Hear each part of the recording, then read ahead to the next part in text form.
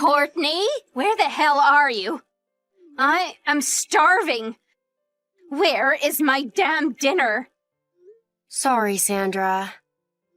My daughter won't stop crying, so I'm outside trying to quiet her down. She is still crying? She's been crying all day. I know. Her diaper is changed and she just had her milk. I don't know what's wrong. It's been 6 months now. When are you gonna learn how to make your own baby stop crying? Are you sure you are her mother? She isn't always cranky like this. Usually she settles down when I hold her. She's so loud, though. I think you forget that I live in the same house. I'm sorry for all the noise. What are you going to do if I get sick from not resting well? I need at least 8 hours of good sleep. I am very sensitive about my health, you know, and you haven't been keeping up with housework lately. Sorry, but you have to understand, I am very short of sleep too. I don't have any energy left. Can you please help me with the chores? I can't do everything while holding the baby. What are you talking about? You can't make your own mother-in-law do any chores. Not all of it, of course. But can you at least do your own bit? You know, like your own laundry and preparing your own food? So, you're saying you can't do it either? Because you have to hold the baby? Then why don't you hold her while you do your work? Sandra, you know that's not possible. How do you expect me to cook while holding the baby? I will absolutely not do any housework. I hate cooking. I have arthritis and I can't do laundry. I will make breakfast and lunch then, so can you make dinner? My daughter tends to cry in the afternoon. So if you can help me while she is most cranky, that would really help. No way. I want my dinner to be the best meal of the day. Can you at least vacuum the floor then? Perhaps just the first floor? I have a bad knee, so no. Don't you get that I'm too old for any housework? If you find keeping the house so difficult, then why don't you ask my son to help you with the baby?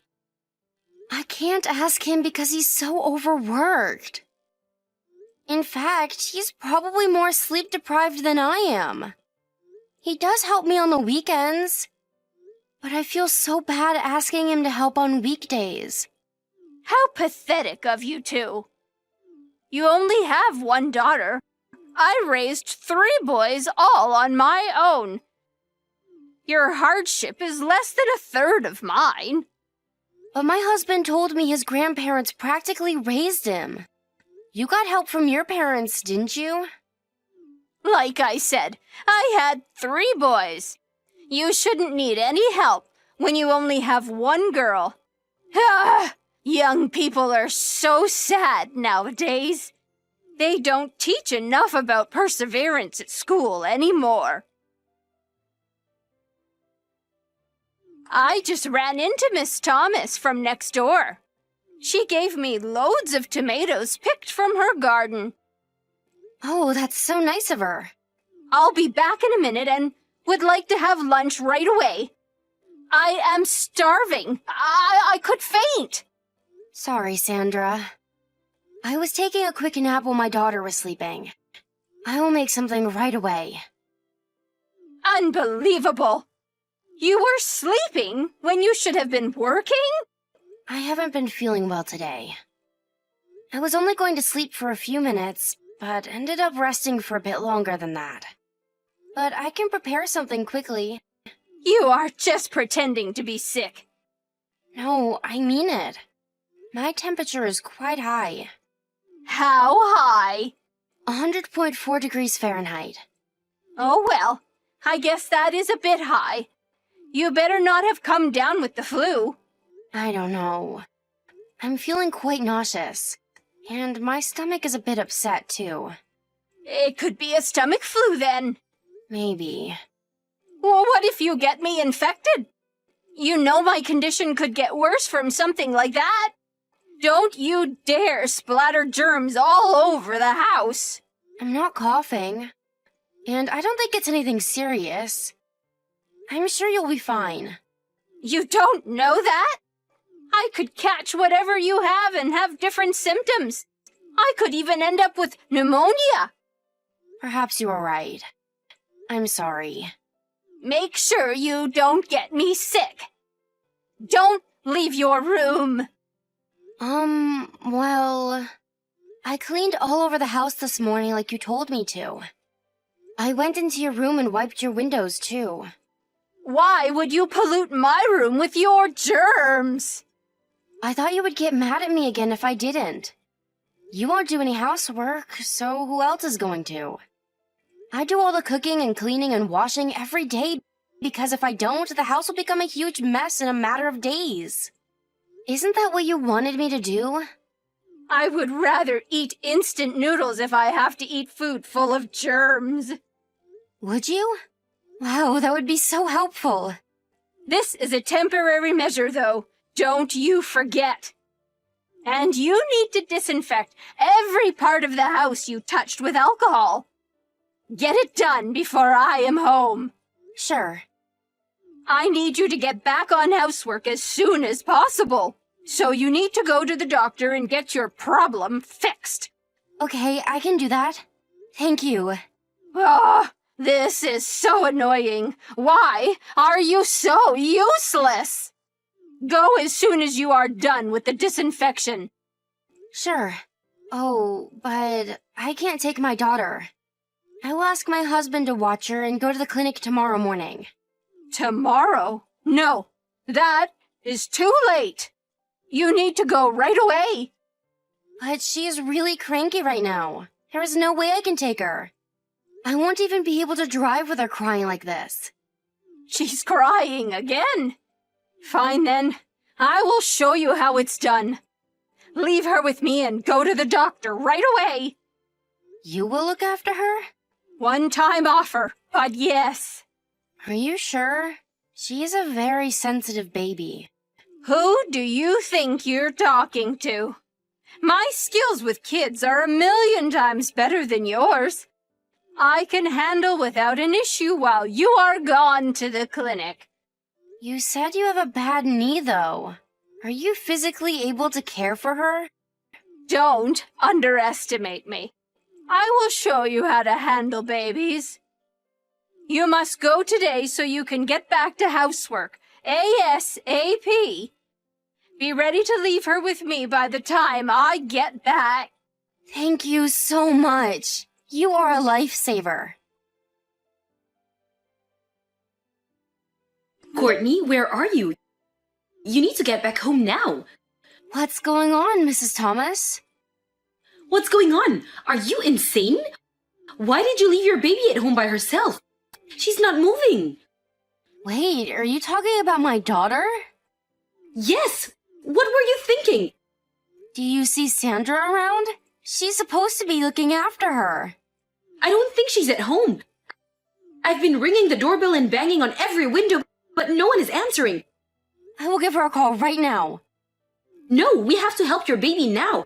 She needs to be taken to the doctor right away. What is wrong with my baby? Why are you there, Mrs. Thomas? I could hear her screaming from my house for a very long time. Maybe like an hour or so continuously.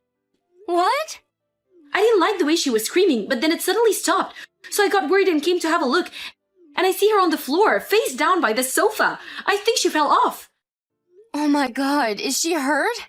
Is anything broken? I can't tell. The door and windows are locked. She needs to be locked right away.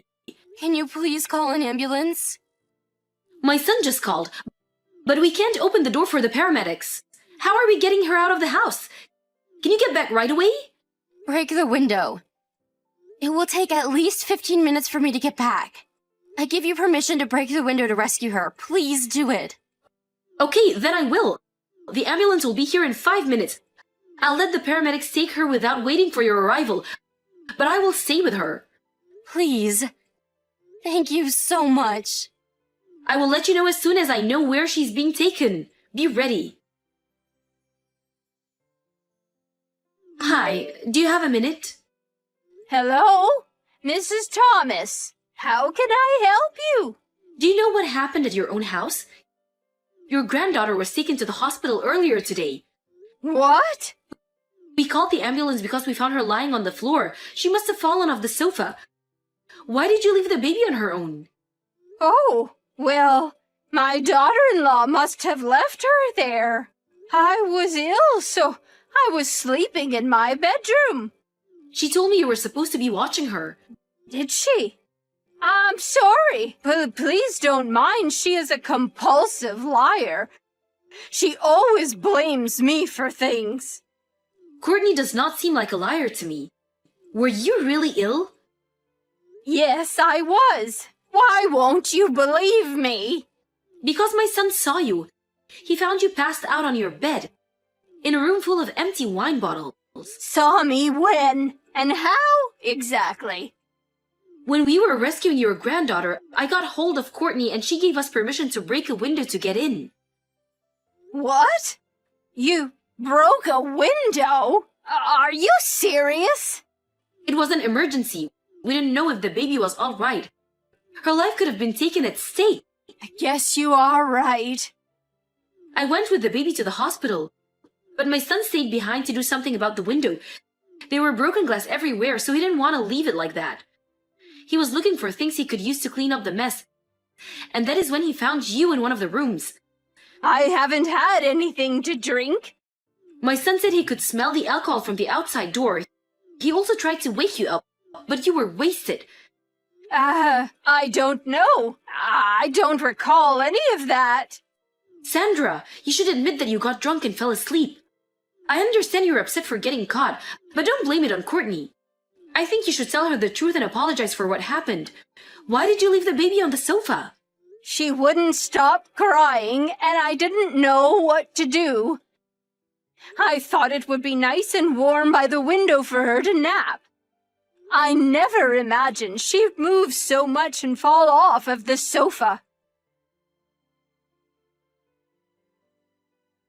You liar. Huh? This is Courtney. Mrs. Thomas is letting me use her smartphone. I didn't know you were with her. She let me know what was going on. Sandra, how dare you? You are a sick liar. Excuse me? What was that about showing me how it's done?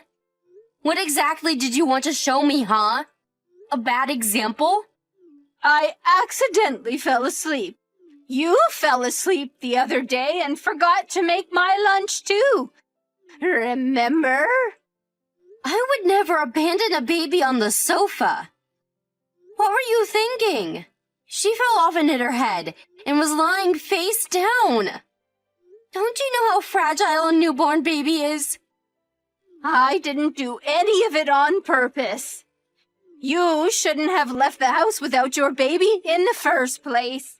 You offered to look after her. She could have suffocated to death. How are you going to take responsibility if she ends up with a serious after effect or something? Don't be so dramatic. She just bumped her head a little. This is very serious, Sandra. A baby can die from something like this. Are you not sorry at all? I think I should report you to the police for leaving a child unattended. What are you talking about? Your son and I love our daughter very much. I bet he would want to report you too if he found out of what you've done. He would disown you too. Don't be stupid. You really don't want that, do you? Because you won't be able to live without him paying for everything or me taking care of you. You depend on us too much. I was looking after your daughter for a while, but she wouldn't stop crying. So I ended up having a bit to drink, but I was not wasted. I think I fell asleep because I'm sick now, from the cold I got from you. That's why I was passed out and didn't hear Mrs. Thomas or her son. Let's say hypothetically that was true for a second. It doesn't change the fact that you left a tiny baby on the sofa. Like I said, I did that because I thought it would be cozy for her, out of thoughtfulness. No, you just didn't want to take care of her anymore. So you left her on the sofa and retreated back to your room, which is far away from her. You just gave up and got drunk. I've had enough of your laziness. I am leaving you immediately. Go ahead, do as you please, but don't drag my son into this. You think you would want to live with somebody who nearly killed his daughter? Besides, why do we have to continue to take care of you? We are busy enough taking care of our baby girl. You are not worth our time.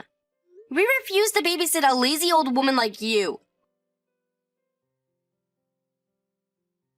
I was so furious that I refused to even breathe the same air as Sandra. So I never returned to the house after our last conversation. We didn't have anywhere else to go besides my parents' house, to which we were welcomed into. Mrs. Thomas helped explain the situation to my husband, who was enraged with what Sandra had done. Having understood the seriousness of the situation, he was so ashamed of his own mother. The same night, he quickly gathered our belongings and left the house. Sandra was devastated and tried to stop him, but of course, failed. Soon after, all of our remaining possessions were moved out of the house. Thankfully, my daughter didn't suffer any major injury and was discharged from the hospital after all tests came back clear. I have stayed in touch with Mrs. Thomas, who saved my daughter's life. She told me recently that Sandra's lonesome life seems to be in complete disarray. Knowing she doesn't have any money or the skill to take care of herself, I am not surprised at all. The last I heard, she's fallen ill and barely gets out of her bed. We now live peacefully in a condo far away from her. Since we are located near my parents, they help us when we need a hand looking after our daughter. Reflecting back to my old days, though, I think it was much more difficult looking after my mother-in-law than my newborn baby.